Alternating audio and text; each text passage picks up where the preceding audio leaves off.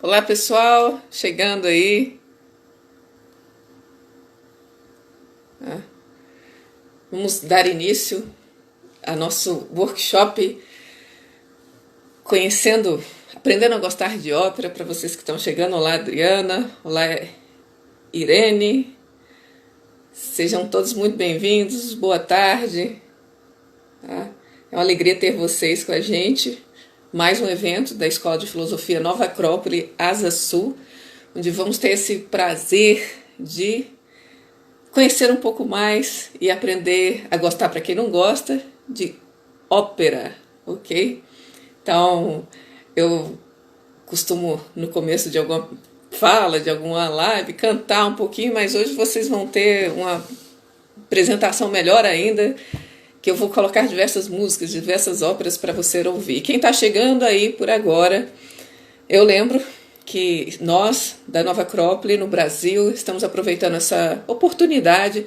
Está todo mundo em casa, mas também está todo mundo ligado, antenado, todo mundo na internet. E ter essa oportunidade desse momento de isolamento, isolar-se não de si mesmo. Na verdade, você se isola fora, mas mantenha-se consigo para que depois desse momento, nessa crise que estamos passando, possamos estar bem melhor para enfrentar o que vai vir. Então, não se isole de si. Né?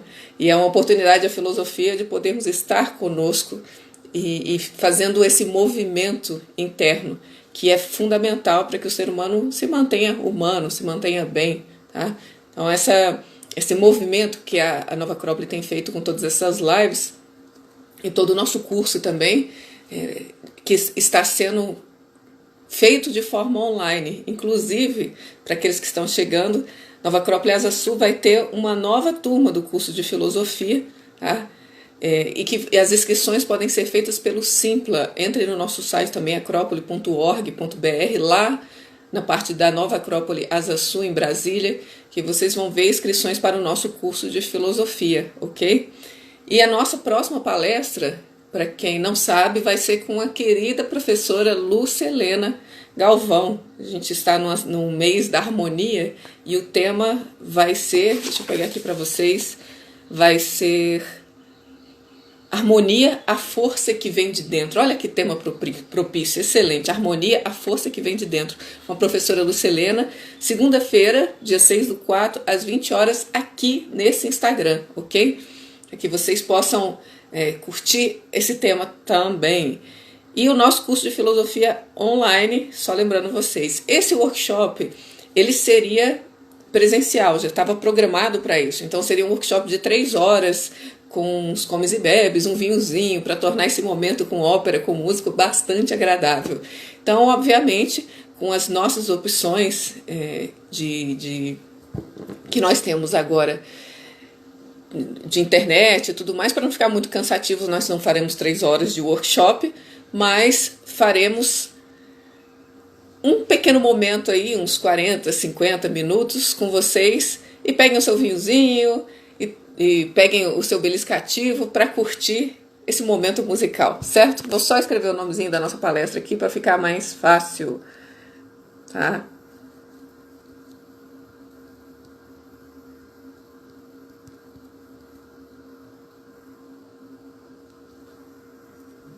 Não sai não, gente. Tô só escrevendo o nomezinho, que vocês sabem como é que é a vida, né? Nesses momentos de isolamento, a gente se vira nos 30. Tá?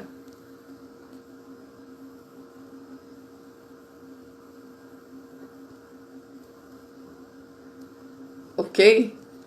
Bom. Então, depois desse terremoto que vocês passaram por aí, vamos conversar. Vamos conversar sobre ópera. Alguém posta aí se gosta de ópera, se não gosta de ópera, se veio porque quer aprender realmente a gostar, se veio porque já curte e quer curtir ainda mais, que isso para mim vai ser importante. Para quem não me conhece, meu nome é Heloísa Limeira, sou professora e voluntária da Nova Acrópole, estudo música há muitos anos e gosto demais de arte, de música, sou professora de oratória e hoje vou compartilhar um pouco sobre ópera com vocês. Importante, eu saber se vocês gostam ou não de ópera, porque eu já fiz outras vezes essa apreciação musical, digamos assim, esse workshop, e eu achei muito interessante porque algumas pessoas no público falaram assim, eu não gosto de ópera mesmo, eu vim aqui para saber como é que eu faço para aprender a gostar. Falei, excelente, é isso que eu queria mesmo. Tá? Então, se você não gosta, se você acha estranho, se você não tem um costume, não tem problema. Né? E por que fazer isso numa escola de filosofia? Porque por mais que eu esteja aqui home office, digamos assim, estou na escola de filosofia, porque a filosofia é algo que se vivencia e se leva para a vida, né? É filosofia prática. Então, eu estou fazendo filosofia agora. E por que numa escola de filosofia falar sobre ópera ou falar por que devemos aprender a gostar de ópera? Isso é sempre importante lembrar. Então, falar de filosofia e falar de arte é algo que tem uma relação íntima, certo? Primeiro, para você poder expandir os horizontes, lembrando que os princípios da nossa escola de filosofia, primeiro é uma fraternidade, então essa fraternidade em função de uma ideia de bem, do melhor do ser humano está no presente.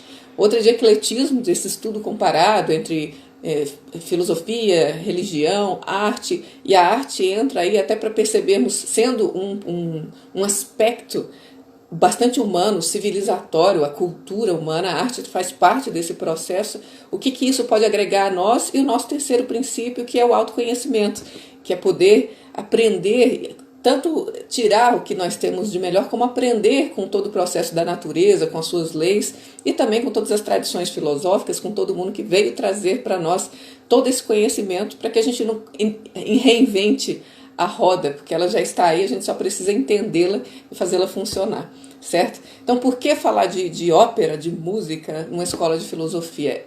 Não falo nem o porquê, é como está dentro o aspecto da voluntariado, da arte, da cultura, para nós da filosofia, cultura e voluntariado, na parte da cultura é fundamental a arte. E a gente, falando de arte, falamos também que como a arte pode nos ajudar em diversos momentos da vida. Isso é importante, certo? Esse momento um pouco difícil agora que nós passamos e às vezes geram tensões na nossa psique, geram desestruturas em muitas pessoas. Talvez a arte possa ser um bálsamo que coloque a gente um pouco em contato conosco mesmo, coloque a gente um pouco no nosso centro. Então, para isso, antes de começar a falar diretamente sobre ópera, eu gostaria de falar um pouco sobre a relação da música e as nossas emoções. Na verdade, sobre as nossas emoções primeiro, porque vocês sabem muito bem que o ser humano, ele não é, eu não sou, gente, se vocês forem assim, depois a gente conversa, eu pego dicas, mas o ser humano, ele não é linear, ele não é simplesmente essa emoção e pronto, acabou. Quantas emoções vocês tiveram hoje? Quantas emoções vocês tiveram essa semana? Diferentes emoções. E é interessante a gente perceber, começar a dar um pouco de nome a isso, porque nós temos emoções que são muito instintivas, emoções, digamos, da cintura para baixo, e é interessante porque tem músicas que trabalham somente com esse aspecto em nós. E lembre que eu não estou aqui tratando de juízo de valor, estou falando que seja melhor ou pior. Por exemplo, se eu for ao carnaval, curtir o carnaval, eu não vou querer curtir o carnaval ouvindo Beethoven, não, eu vou ouvir samba, né? Obviamente. E o samba, para quem já entrou, por exemplo, numa bateria de escola de samba, você não consegue ficar parado, você e você não consegue parar o seu corpo, o movimento, mesmo se você, sem você pensar. Não é isso que acontece? Então, quando a gente está com uma música que é muito ritmo e traz para nós essa sensação, às vezes, de alegria, ou então mexe da cintura para baixo. São essas emoções, né? E às vezes se a música tem uma letra que seja mais sensual, e vai trabalhar esses elementos. Só que o ser humano não é somente isso. Ele tem outros elementos também. Agora, tem músicas que são mais psicológicas, que não são só ritmo, que mexe mais o nosso corpo, né? Tem músicas que são bem mais psicológicas. Por exemplo, se eu pegar para vocês uma música, em vez de você ficar pensando nele, aí vocês vão ver que essa música é psicológica, aliás, é do cotovelo, né? Porque só mexe com a gente por essa área aqui. Vai trabalhar, fala do amor, é o amor. Vai falar do amor, só que não vai falar de um amor sublime. Vai falar das nossas emoções corriqueiras, das nossas emoções mais voltadas para a nossa redoma, né? Do meu gosto e não gosto. Então, também existe esse processo que trabalha muito o aspecto psicológico do ser humano. Às vezes, músicas que trazem para nós percepções mais tristes, mais depressivas, né? Eu não vou citar exemplos para não alfinetar alguém ou incomodar alguém.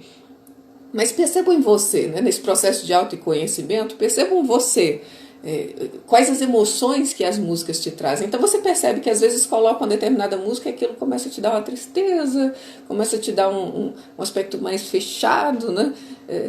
Não, ou então tem músicas que são mais noturnas, que parece que combinam com o entardecer. Se você coloca uma primavera de Vivaldi, à noite parece que não combina muito. Mas se você colocar outro tipo de música, um adágio de Albinoni, parece que ela é mais noturna, que te puxa mais para dentro. Então, saiba também utilizar esses momentos de música. Às vezes é tenso ter que ir ao mercado e depois colocar, ter que limpar, higienizar tudo. Se ficar mais complicado para você esse processo, que para algumas pessoas é difícil, então aproveita e coloca uma música que te deixa para cima, que trabalha a sua alegria, que desenvolve, sabe, o seu emocional mais leve. Sabe utilizar esses momentos que você está se sentindo muito só. Tem a música como uma companheira, tem a arte como uma companheira. Coloque uma boa música, leia uma boa poesia. Então esse aspecto da arte poder nos ajudar. E além desse aspecto mais psicológico, que vocês percebam se é uma alegria muito eufórica, se é uma tristeza, se é algo um pouco deprê. Bom, vocês podem trabalhar, perceber que tem músicas que não falam nem para o nosso psicológico, nem para o nosso corpo. Elas parecem que trabalham algo mais profundo em nós, né? Algo mais íntimo. Determinadas músicas parece que vão falar lá no fundo da nossa alma e que vão fazer a gente entrar em contato conosco mesmo, elevar a nossa consciência, entende? É interessante isso, perceber que a música nos leva para esses diversos universos, tá? Como uma famosa área na quarta corda, ou área na corda sol de Bach. Eu vou falando para vocês, depois vou dar um jeitinho de deixar todas essas indicações em algum lugar. A gente avisa aqui depois nos stories onde ficaram essas indicações de música para vocês. Mas saber dessas músicas que também nos fazem entrar em contato conosco, como a Nona Sinfonia de Beethoven, aquele coro final sensacional, então vai com que a gente entre em um estado de êxtase, de certa forma, que entre num aspecto do sublime de nós mesmos e possamos encontrar até um pouco de paz em momentos de angústia. Mas para isso, para que a música tenha esse efeito sobre nós, aí eu acho outro ponto importante também. Não apenas saber que a música pode nos ajudar a colocar diferentes estados de emoção dentro de nós por vontade. Eu posso estar um pouco mal e pegar uma música e utilizar como uma ferramenta para que eu fique melhor, né? Utilizar essa bela ferramenta que é a arte para nós e não ficar somente absorvendo coisas ruins, né? Coisas que nos deixam para baixo. Então, aproveitar para fazer com que a arte faça com que a gente fique mais para cima, mais alegre, mais fraternal. Então, aproveitar essa oportunidade também que a arte traz para nós e usar da música como essa ferramenta de elevação da consciência. Só que para que isso faça, para que a música, que é uma linguagem, a música é uma linguagem, para que essa linguagem seja absorvida por nós, é muito importante saber ouvi-la. Então, eu sempre dou essa dica de que você ouvir a música é como você ouvir a um amigo que você ama. Aquele amigo que você convive há muito tempo, que você tem muito respeito, que você tem muito carinho. O que você vai fazer? Como é que você ouve esse amigo quando ele vem te contar algo que é importante para ele? Você para a mente, você para as suas preocupações e ouve. Simplesmente fica atento e vê o que ele tem para te transmitir. Então, ouça a música, principalmente quando eu falo assim, a ópera, a música erudita, que só foram músicas que não foram feitas, não tinham o excesso de informação que nós temos hoje. Então essas músicas elas foram feitas para serem ouvidas. Por exemplo, elas não foram feitas para ser tocada em um barzinho enquanto você conversa com outras pessoas. Elas não têm essa intenção. Elas não foram feitas para você simplesmente dançar e não pensar em nada. Não, elas foram feitas para serem ouvidas. É como uma conversa. Se você conversa com alguém é porque você está querendo ser ouvido. Se eu estou passando esse conteúdo para vocês que estão aí do outro lado, hello, vocês todos, é para que vocês ouçam o que eu estou transmitindo. Então há que saber ouvir a música. E quando se trata dessas músicas, eu estou falando essa música erudita, a tal da música clássica, e dentre todos esses estilos contidos na música clássica, a gente pegar a ópera, há que saber ouvir. Dificilmente você vai conseguir absorver o que a ópera tem se você está ouvindo ópera e, sei lá, varrendo sua casa e lavando louça. Eu também gosto, tá? Eu canto junto, fico feliz, mas é bom você gastar um tempo para poder ouvir com carinho, tá? E posicionar e respirar fundo e prestar atenção e curtir o que a música tem para trazer para você, tudo bem? Então, entremos no assunto de ópera. Quando eu falo ópera e a pessoa não tem um conhecimento um pouco mais aprofundado, ou não tem assim o apreço normalmente por ópera, qual a imagem que vem na cabeça? Não é aquela viking enorme, soprano, com aqueles cornos, aquele chapéu de viking com uma lança. Não é isso? É o que a gente vê nos desenhos animados, né, quando pensa em ópera. Porque justamente esse ponto é o que puxa a ópera, que é dramática, né? Puxa Wagner e todo o seu drama operístico, né? Como se a primeira impressão, para quem não tem costume de ópera, pega o drama, a gritaria, e que não é muito bem isso, porque se você começa a compreender um pouco mais, você vê que vai lá na nossa intimidade. Há um refinamento muito grande no processo da construção de uma ópera, que quando você conhece é como conhecer uma pessoa. Você olha para a pessoa assim, às vezes o santo não bate, né? Já aconteceu isso com vocês? Às vezes você olha para a pessoa, não gostei, não simpatizei. E se você se propõe a se abrir para essa pessoa e colocar o quê? Quando sua atenção começa a se voltar para ela, você começa a conhecê-la.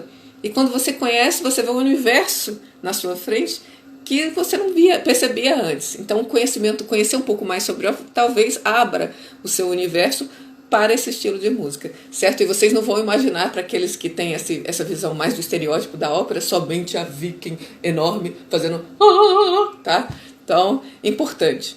E aí a ideia aqui não é falar sobre a história da ópera ou aprofundar demais. Na verdade, é dar alguns elementos para que vocês conheçam mais e também passar algumas músicas para que você conheça diferentes momentos da ópera e com esse conhecimento possam absorver melhor, certo? Então, começando, primeiro, o que é ópera? Eu tenho alguns livrinhos aqui, esse aqui, por exemplo, que eu gosto bastante. Enfim, o que é ópera? Ópera é uma palavra que vem do latim, obra, né? E falar o que é ópera é mais fácil quando eu me remeto lá aos primórdios, nos idos de 1600, com as primeiras óperas, quando surgiram as primeiras óperas lá na Renascença italiana. Isso é interessante, porque o período do Renascimento, vocês que já acompanham a nossa programação, e já falamos várias vezes sobre isso, e você que gosta de história, que tem algum conhecimento, você sabe que o Renascimento histórico ele foi um resgate dos valores da Grécia clássica, um resgate dessa Grécia, e no caso da arte não foi apenas um resgate dos valores, mas foi um resgate da forma também, de alguma maneira, certo? E nesse resgate de sua história, que lá nos Médicis, que foram os mecenas, que foram aqueles que patrocinaram as artes, que influenciaram tanto as artes no momento do Renascimento, disse que nas suas bodas, nos casamentos, eles faziam várias apresentações artísticas, que era muito bonito isso, e disse que num desses momentos teve a apresentação de uma ópera, de uma primeira ópera. Na verdade, a primeira ópera que se diz foi Daphne, a gente não conhece muito bem, não faz tanto sucesso quanto a primeira ópera que bombou, digamos assim, a primeira ópera que ficou mais reconhecida. Porque várias tentativas tiveram, falando da Grécia, de trazer novamente o teatro grego à tona, o teatro mistérico grego. E o que era o teatro grego? Não era simplesmente um ator em cima do palco, como surge depois o símbolo do teatro, né, que é a máscara feliz e a máscara triste com a sua máscara. A arte na Grécia eram as artes musaicas, ou seja, eram as artes das musas, de todas as musas, da musa do canto, da musa da poesia, enfim, da música, da história, do drama, da comédia. E o teatro grego ele tinha essa ideia de ser uma junção de todas as artes. Então você tinha a poesia dos textos, o próprio teatro da encenação, e tinha música, tinha os coros de fundo também, tinha música, tinha a dança, era essa junção de todos esses elementos. E é interessante e qual era a ideia disso? Isso é muito importante. O teatro grego ele tinha uma ideia educativa. Ele não era simplesmente, vamos curtir, vamos entreter.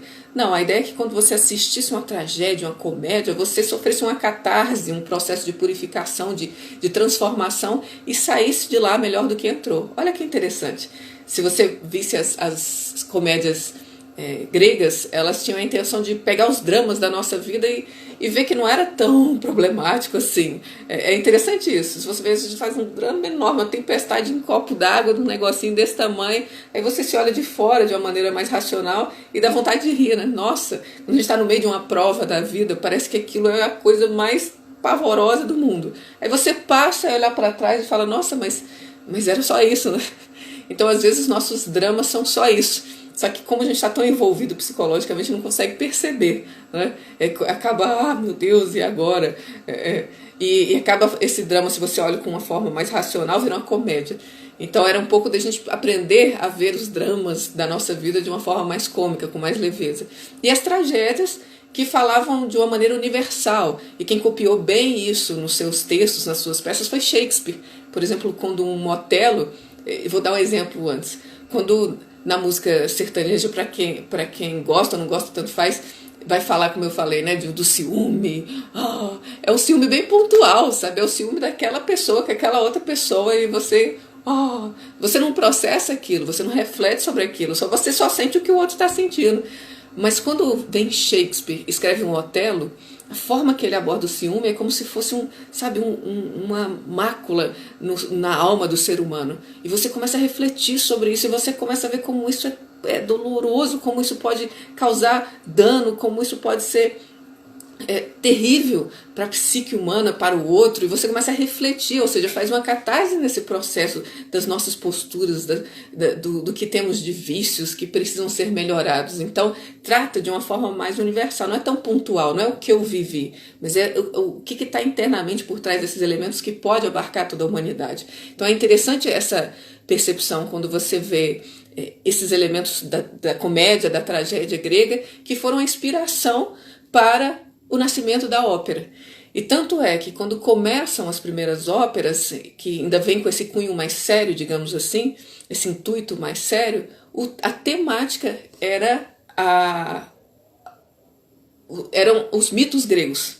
Tanto que a primeira ópera, agora falando novamente dessa primeira ópera conhecida, como eu falei, tinha uma primeira ópera que foi Daphne, que eu não vou entrar tanto nisso, mas a primeira ópera feita e conhecida e popularizada foi feita por Monteverdi, Cláudio Monteverdi, esse italiano, e chamava-se Orfeu. Essa foi a primeira ópera.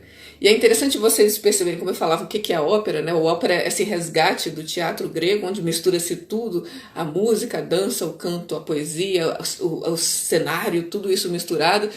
Percebe já como é rico isso. E porque você simplesmente falar é uma coisa, ou interpretar, ou colocar uma roupa, mas quando você faz isso cantado, é como se nas entrelinhas da música você colocasse mais uma intencionalidade, percebe? Porque é interessante você imaginar assim, tá bom, eu vou ouvir uma ópera. Aí estão lá no recitativo é quando se fala, né? Então, ou se fala cantado, mas é mais fala do que canto. Vou dar um exemplo, não que eu vou fazer perfeitamente afinado, mas isso é uma parte de uma ópera de Mozart que vem... E Susana non viene, sono ansiosa di saper come il conte accusse la proposta, al tardito il progetto mi pare. Você vê que está mais falando do que cantando. E de repente para tudo e começa... E aí às vezes fica repetindo uma frase várias vezes. Então a ópera tem esses momentos em que você conversa e vem a área. A área são as canções da ópera. Aí vem a área e parece que para tudo. E você vai entrar não somente no contexto da história, mas você vai entrar nas intencionalidades. Você vai entrar no que tem por trás, com a mensagem que quer que se transmitir, não somente com as palavras. E vem a música, acalentando a alma humana nesse aspecto. E aí você ri, você chora, você se diverte, enfim.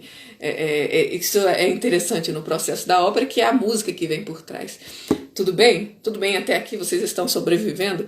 Então, para falar falando sobre ópera, dessa primeira ópera, também saibam que a ópera tem essa parte musical, toda essa parte musical que o compositor faz, E tem uma parte que é o texto. Geralmente, a não ser Wagner, né? Wagner tem outros exemplos também, mas Wagner é um exemplo bem conhecido que fez o texto e a música. Tá? Mozart, por exemplo, a maioria das suas óperas não foi ele que escreveu os textos. E esse texto que a gente chama libreto é o roteiro da ópera. Como é que vai ser o teatro da ópera, digamos assim. E alguém escreve isso separado da música, certo? E aí tem várias inspirações. No começo, como eu falei, nessa ópera séria, era mais a mitologia grega. Depois vem vindo, a ópera vai se popularizando e ela se populariza muito rápido. Isso é interessante, né? A ópera começa ali nas festas dos Médicis e depois ela começa a participar dos teatros e se populariza rapidamente, porque é uma arte muito acessível, pensa isso, né? Era uma arte extremamente acessível, daqui a pouco está todo mundo ouvindo ópera. E é interessante também saber que a ópera ela não tinha esse ar elitista que a gente vê muitas vezes hoje. E tem muitas pessoas que não pensam assim e eu acho ótimo. Mas tem muitas pessoas que acham que ópera é uma coisa distante, né? É coisa de granfino. Né? Vamos lá assistir a ópera, bota a gravatinha borboleta e vamos assistir a ópera. Bom, eu estou falando de Brasília, para quem é de fora de Brasília, e aqui também tem se feito, o pessoal da ópera aqui tem feito vários movimentos interessantes de aproximar a ópera das pessoas, inclusive traduzir, colocar textos na língua do país, ou isso é feito em diversos locais do mundo, certo? Por que fazer isso? Porque a ópera é feita para as pessoas no geral, para o público em geral. Não pensava assim, que chique, agora eu ouvi uma ópera em italiano, não sei nada de italiano, mas eu vou ouvir a ópera em italiano. Aí tá lá, oh meu babino caro. O que a mulher tá dizendo, eu sei lá, mas em italiano é chique. Não, era feito para o pessoal daquele local, para que eles rissem das coisas do seu momento, para que eles sentissem entusiasmo pelo seu momento histórico, pelo que tinha envolvido ali. Então a ópera é algo muito próximo de todo mundo. Inclusive, muitas vezes, a ópera não tinha esse ar tão sério e as pessoas iam, conversavam. Imagina, não tinha televisão. Lá nos primórdios do século XVII e até hoje, porque é uma coisa nova, você não tinha TV, não tinha telenovela. Como é que o pessoal ia se divertir? Olha que interessante. Aí você chega num lugar que tem música, que tem teatro, tem dança, e tá contando uma história. E às vezes era um novelão, por isso que vem muito desses dramas também. E aí você vai curtir a ópera e vai conversar e comer uma pipoca. E era assim, muitas vezes era assim. E participava, vamos ver o que vai acontecer. Eu acho que é, eu acho que não é. E falava no meio. A ópera tinha muito disso, esse aspecto mais popular, digamos assim. E com essa ideia desse aspecto popular, você vê que eu não estou falando de data, de nome, eu quero que vocês absorvam o conteúdo da ópera. Qualquer questão vocês perguntam depois, o que eu souber e que eu não souber também eu me comprometo a dar a resposta, tá? E quem estiver gostando muito, aperta nesse aviãozinho aqui, e manda para o seu amigo, para que possa também curtir mais desse esse estilo musical que é a ópera, certo? Então, continuando, a gente estava conversando aqui, falando um pouco sobre essa origem da ópera. Falei de Monteverdi, que fez essa primeira ópera, que é Orfeu, e falei que a ópera, como esse conjunto das artes, né, de teatro, dança, poesia, música, principalmente, o cenário, também tem o seu texto, que geralmente quem escreve não compõe, geralmente, não é o caso, por exemplo, de Wagner, não escreve, não compõe, e que se chama libreto.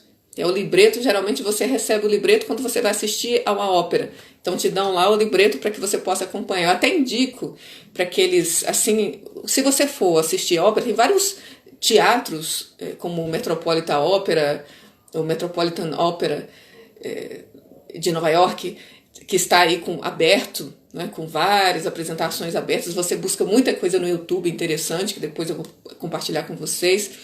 Quando você for assistir uma ópera, veja o libreto antes. Eu estava vendo esse livro aqui que eu achei interessante, que eu gosto dele, que é uma história da ópera. O meu já está todo marcadinho aqui. E o autor, ele fala assim, é de Roger Parker. Ele fala que a ópera é uma arte exigente. Ela exige de você, né? Exige que você se prepare para encontrar com ela. Então, e hoje, com o acesso que nós temos, a facilidade que nós temos, você entra lá no Google, pega o libreto, lê um pouco, porque aí você já entra no contexto. Se você puder ouvir um pouco antes, acostumar os seus ouvidos àquele processo, porque a arte ao vivo, ela tem um poder muito grande. E você imagina, eu estou aqui fazendo...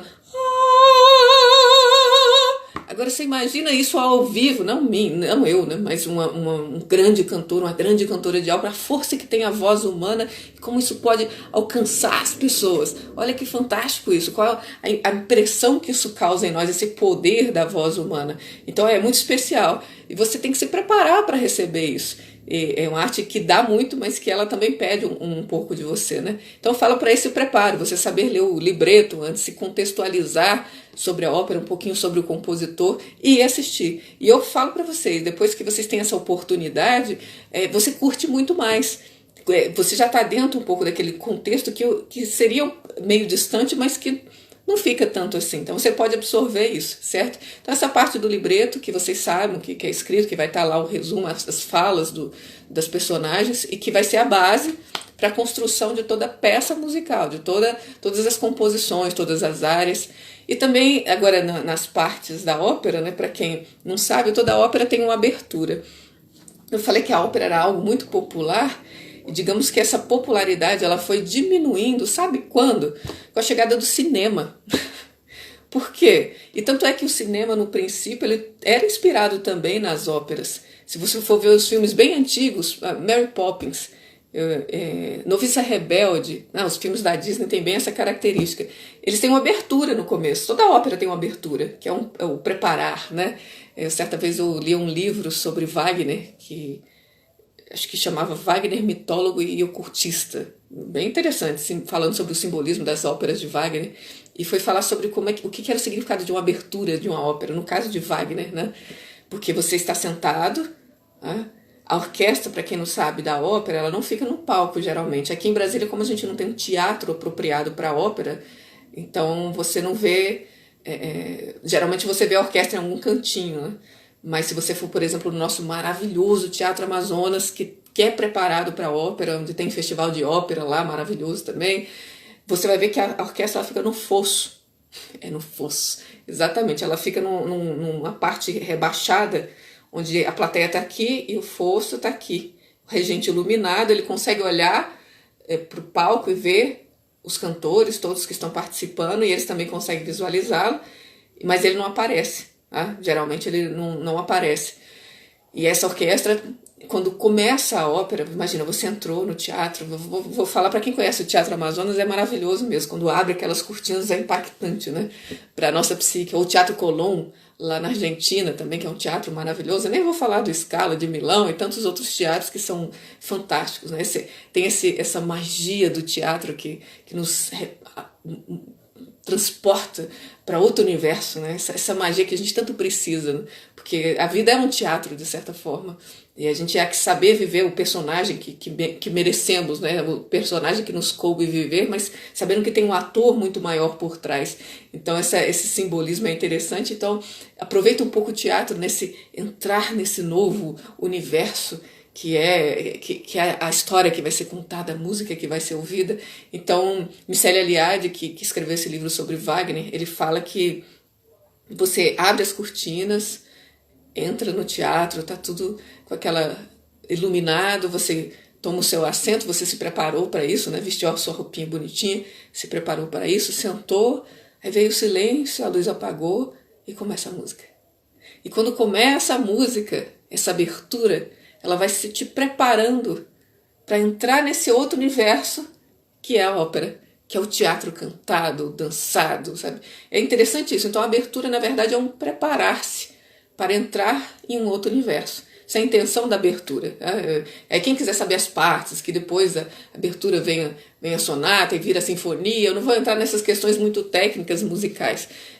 A ideia é fazer você que não gosta de ópera gostar e você que gosta de ópera gostar mais. Então essa é a ideia. Não vou tratar tanto de termos técnicos, falar algumas coisinhas aí pelo meio do caminho, mas nem tanto aprofundar nas questões técnicas. E até agora eu não mostrei uma musiquinha para vocês, né? Já murmurei algumas coisas aqui, mas já eu começo, que vai ser justamente agora. Então a ideia da abertura é isso, é te transportar para o universo que vai ser aberto diante dos seus olhos. E isso, imagina, naquele teatro maravilhoso, isso através dos seus ouvidos, gerando as percepções, as emoções necessárias. Então algumas óperas, elas sintetizam toda a história, até a história através por meio da própria música, certo? Você vai ver que tem trechos de todas as grandes áreas, de todas as partes da ópera sintetizadas naquela abertura, como é a abertura da ópera Carmen, de Bizet, ou é essa construção dessa percepção.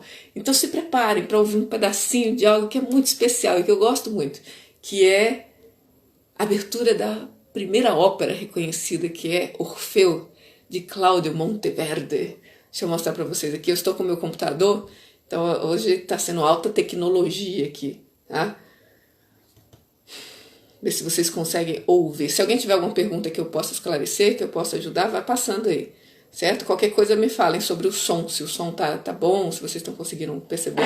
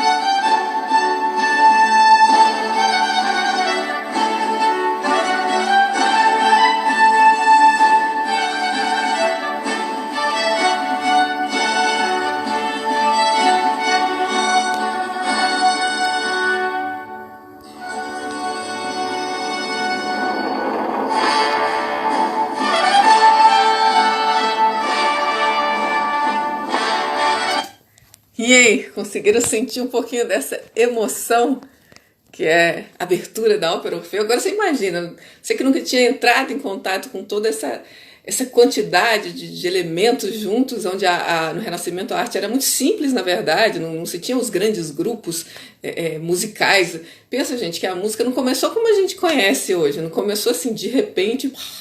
Tem uma orquestra enorme com centenas de músicos. Não era assim, não foi assim que de repente surgiu a música. Ela começou de maneira muito simples, até os instrumentos eles foram evoluindo com o passar do tempo. Quando veio o processo industrial, também você vai ver que nasce no romantismo os pistões, as válvulas dos instrumentos de sopro, que são de metal.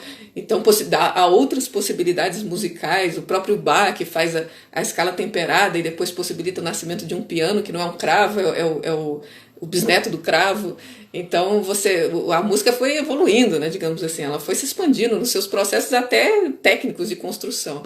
Então isso foi muito impactante. Imagina o que era isso, né? Muito impactante você ouvir uma abertura como essa. É demais. Eu me emociono, é bom demais. Tá? E eu vou mostrar para vocês, falando da abertura da ópera, a abertura de Carmen, como eu disse. Quem já ouviu a ópera toda, porque eu vi algumas pessoas que estavam aí e comentaram, a gente fez um videozinho prévio aí para chamar vocês, e aí eu falei mostrei algumas músicas e o pessoal falando, isso aí é de tal ópera, isso aí é de tal compositor. Eu gostei da brincadeira, depois a gente faz essa brincadeira.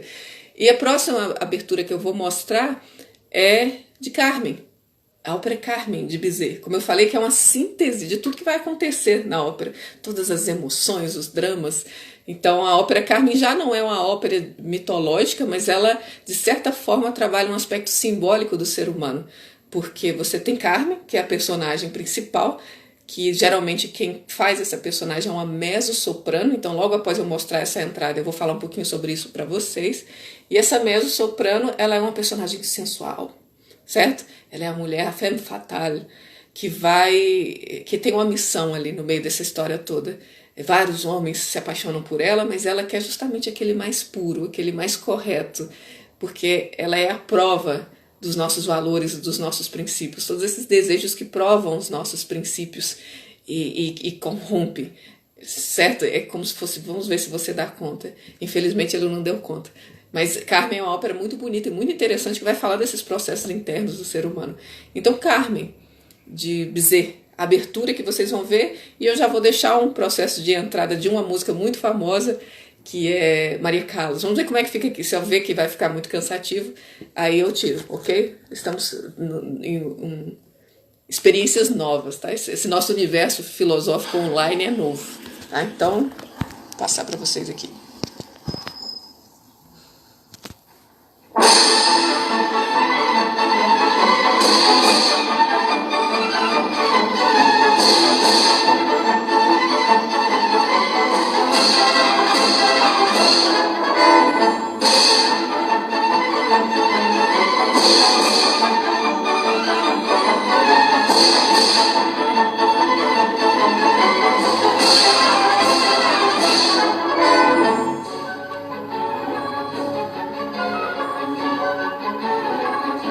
Essa mulher maravilhosa é a Maria Callas, tá, gente?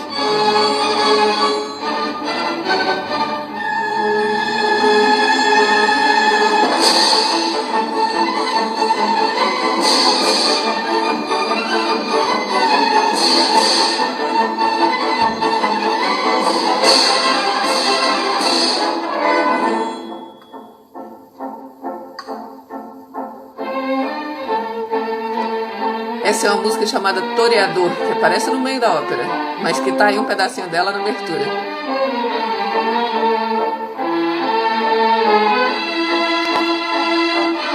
A inspiração dessa ópera é espanhola, por isso Toreador.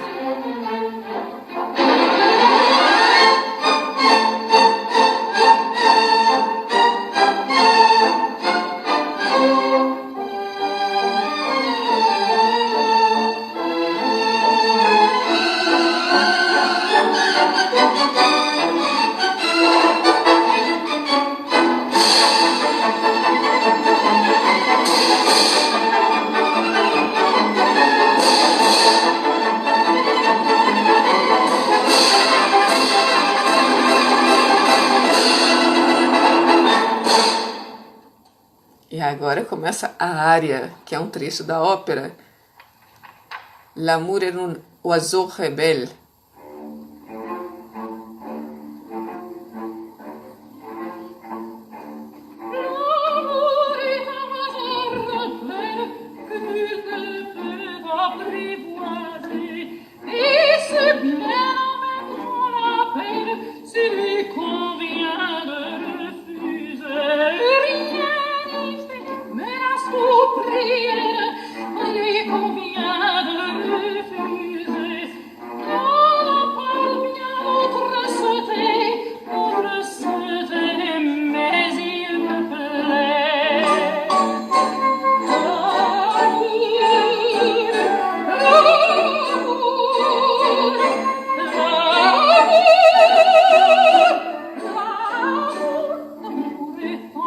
Ah, é bom demais. Eu ia querer continuar, mas eu tenho que falar também, senão a gente vai só ouvir. Ok. Maria Callas é maravilhosa, né? É ótima, é um bom exemplo para você que está começando a entrar no universo da ópera. Ouvir essa cantora Maria Callas, tá? Callas com 2 L's, que é fantástica. Tá? E aí vem um ponto que eu acho importante. Nesse momento, L'amour est un fond de poème, elle n'a jamais connu de loi. Tem um pedacinho logo após isso que entra o coro, que é outra personagem importantíssima no processo da ópera, né? Às vezes o coro ele vem como as intenções do personagem, ele vem como um narrador da história, e isso é desde a época do teatro grego, gente, que tem o coro participando. Mas vocês viram a abertura? Como é que é a síntese de tudo? Desculpa, eu mudei de assunto, mas é porque Maria Callas é demais, né? E é interessante assim, a tensão dela, a postura durante toda a ópera, né? Mantém aquela concentração, vai fazendo com que a música penetre, e aí ela começa. Há uma calma musical, né? Não há uma agonia, ai meu Deus, eu vou ter que entrar, ai meu Deus, que esse negócio não acaba logo, não. Uma calma, e você curtir o que a música tem para trazer, e depois fazer a sua participação. Então isso é fantástico também, é um pouco desse processo da ópera. E Maria Callas, que era um soprano, mas está cantando essa pessoa, que é um soprano muito versátil, que é uma das classificações vocais, fica cantando essa peça para mezzo. E é interessante que vocês não sabem, quem não conhece a letra, ela erra a letra ali no começo, mas ela não perde a pose, ela erra e continua cantando como se nada tivesse acontecido. Enfim, então vê que bonito. Isso daqui no caso foi um concerto, né, um recital. Ela não tá com a roupa, a personagem, não tá vivendo o momento da ópera. Foi um recital onde a orquestra fez a abertura e depois ela entrou cantando essa famosa área chamada habaneira, né? Habaneira que o pessoal fala, ou então L'amour, então Azul Rebelle. Gastei todo o meu francês agora. Foi embora, tudo que eu tinha. Certo? Então, esse é um ponto importante. Depois, falando para vocês, isso sobre abertura. E agora, eu quero falar sobre classificação vocal. Por que eu quero falar sobre classificação vocal? Porque, como vocês viram, a ópera, ela não trabalha a voz humana da forma que eu estou fazendo agora. Eu não vou... A Maria Callas não estava falando e de repente começa... L'amour est un oiseau rebelle que ne le peut. Ela faz isso. Uma coisa eu começar a falar com você e falar assim... Um barquinho vai, a tardinha cai. E aí eu vou cantar uma bossa nova. Dias de luz, festa de sol. Isso aqui é uma coisa. E essa voz de bossa nova, digamos assim, lá, se vem João Gilberto, começa também com a facilidade do microfone. Então eu não preciso mais. Quando eu tenho microfone, eu faço assim...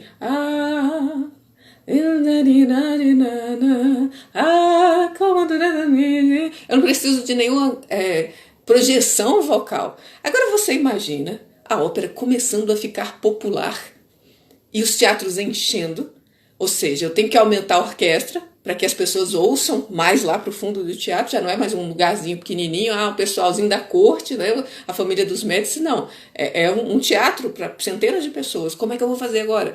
Como é que a voz vai chegar lá? Não tem amplificação elétrica, não tem microfone, o que eu faço? Bom, primeiro vem a estrutura acústica, muito interessante. A estrutura dos teatros gregos é perfeita até hoje, né? Você fala que a pessoa lá na última fileira escuta. Então você tem a acústica do teatro e tem a projeção vocal. E isso é muito interessante, porque faz com que você comece a fazer com que a sua voz, o seu corpo, o seu aparelho fonador se prepare para jogar sua voz lá longe. Daí começa a nascer uma técnica que foi definida mais, chamada técnica do bel canto na Itália. Por quê? Porque agora você precisava projetar o melhor da sua voz, que ela fosse com toda essa harmonia, com todo esse timbre bonito, com todos os seus harmônicos, só que no melhor de si, alcançando a maior quantidade de pessoas. Por isso que tem essa ideia da ópera como gritaria. Na verdade, você está usando a potência do seu sistema fonatório, digamos assim, dos seus ressonadores, para poder jogar a voz para fora. Então há um refinamento muito grande no processo de cantar ópera. É diferente de eu estar falando e começar a cantar parabéns para você, de eu poder fazer ah, meu babino caro. Há toda uma projeção para poder fazer isso, todo um estudo, toda uma colocação vocal. E também é óbvio que vocês veem diversas nuances aí de conhecimento vocal, ou da extensão vocal. Porque os homens geralmente têm uma voz mais grave, as mulheres têm uma voz mais aguda, mas mesmo dentro do espectro da voz feminina, eu tenho mulheres que falam ou que cantam de uma forma mais grave, como a Maria Bethânia, ou a Ana Carolina. Eu tenho mulheres que cantam com a voz mais aguda, como a Marisa Monte, como a Zizi Posse. E aí você tem vozes diferentes. E essas vozes diferentes é o que a gente chama de... São os tipos de vozes. É o tipo vocal que a gente fala. Tá? E aqui eu vou mostrar para vocês sobre esses tipos vocais, né? Essas diferentes cores da voz, do masculino ao feminino. Eu vou botar mais um videozinho aqui para vocês verem. Vocês estão aguentando aí, gente? Vocês estão sobrevivendo? Então eu vou colocar mais um que vai explicar muito bem, certo? Melhor do que eu falar, eu não tenho grave, né? Então eu não vou imitar um barítono ou um baixo aqui. Eu vou colocar para vocês ouvirem, vai ficar mais bonito e vocês vão curtir mais. Então vocês vão ver que existe esse universo diferente vocal e que isso também está muito relacionado com os personagens da ópera. Você vai ver que as vozes mais agudas, femininas, geralmente são as mocinhas, né?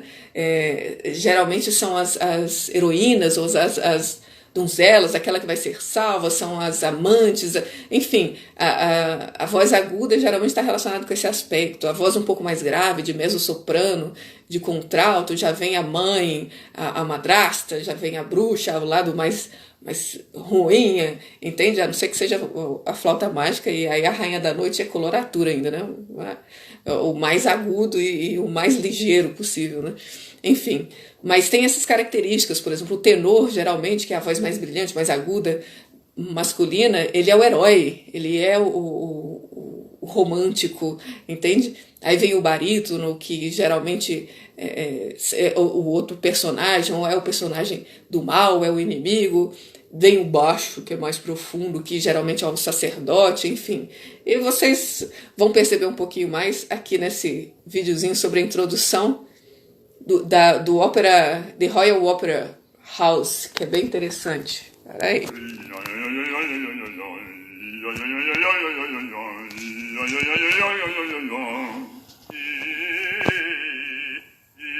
Esse é um barítono, o primeiro foi baixo. Tenor. Amici sono qui, amici sono qui. Mezzo-soprano.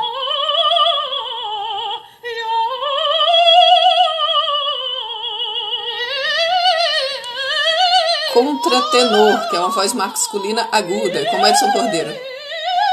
Soprano. Now that we're warm, I think it's time for some proper singing. Hit it, David. Agora eles vão cantar. Tenor. As bodas de Fígaro, de Mozart.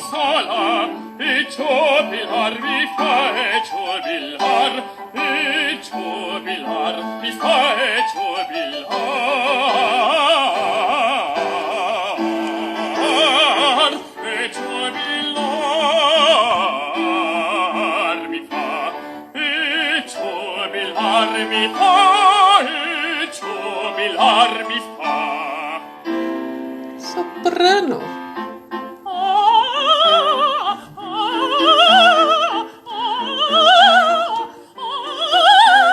Isso é uma ópera de Gounod chamado Romeu e Julieta. Obviamente é a Julieta.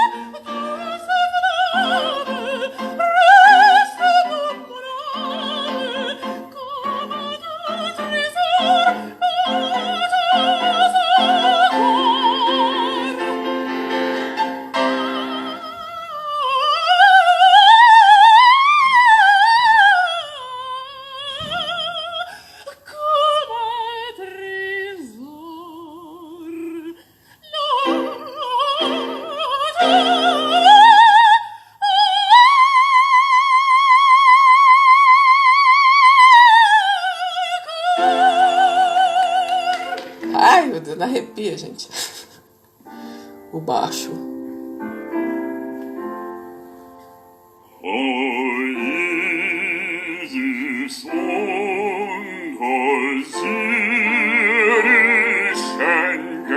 O Isis e Osíris, da flauta mágica de Mozart, que é o sacerdote Zaratustra.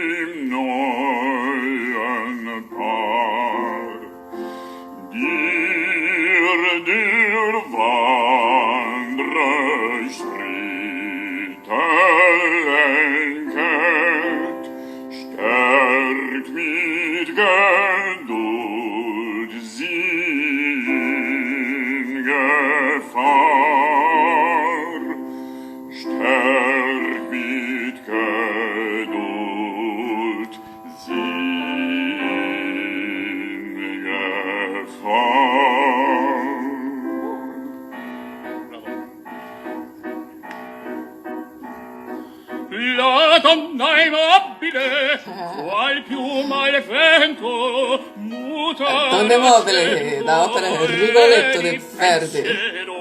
Sempre un amabile, leggiadro viso, in pianto in riso e menzognero. La donna immobile, qual piuma il vento, muta l'accento.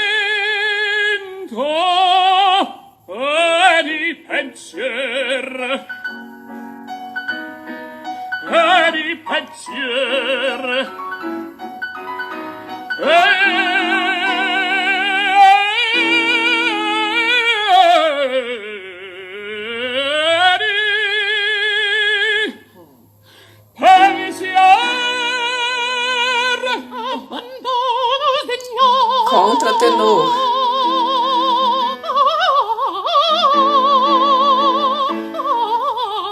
De Handel, muito utilizado na época do Barroco, gente. Agripina, a ópera de Handel.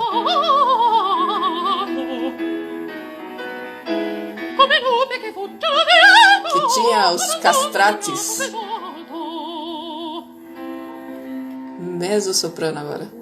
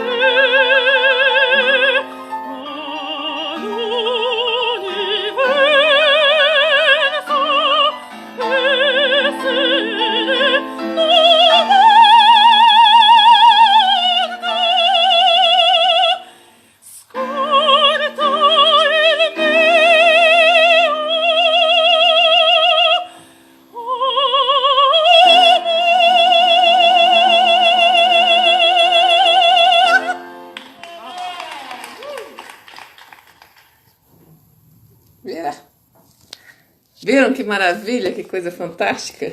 Não é bonito? Né? Então esse é todo o nosso universo vocal. E ai, como eu queria ficar com vocês aqui durante muito tempo ainda, podendo falar de ópera, né? E certa vez eu conversava com a professora Lucelena, né, que também gosta muito de ópera. Para quem conhece, a professora Lucelena é uma palestrante que nós temos aqui, uma professora muito experiente na filosofia, e ela gosta muito de ópera, eu também gosto muito de ópera, e a gente, vez ou outra, troca umas figurinhas aí, e eu falava assim, mas o que a senhora gosta tanto, assim? O que a senhora acha que é uma característica muito importante da ópera? E ela falou que era esse refinamento vocal que a voz humana consegue chegar, sabe? Esse grau de refinamento que a voz humana tem um poder muito grande, gente, na fala. Imagina quando você reveste essa fala de uma musicalidade sublime. Então você percebe que por mais que às vezes a ópera seja bufa, que é essa ópera cômica que a gente fala, com temas engraçados, divertidos, às vezes até um pouco vulgares, mas quando entra o momento da música e vem aquela área bonita, parece que ela não toca somente o seu intelecto com a historinha, mas ela toca algo mais profundo de si.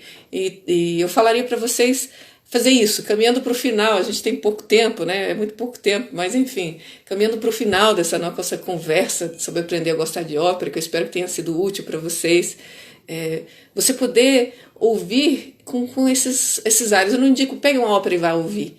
Não pegue uma ópera inteira. Pega algumas áreas famosas, como Nessun Dorma, como Casta Diva, que é muito bonito, como o próprio Habanera de Bizet, como Sansão e Dalila. Enfim, eu vou depois colocar alguns exemplos para vocês aí nos stories, e que vocês tenham essa oportunidade de parar e ouvir essa música, ver o que ela traz para você, certo?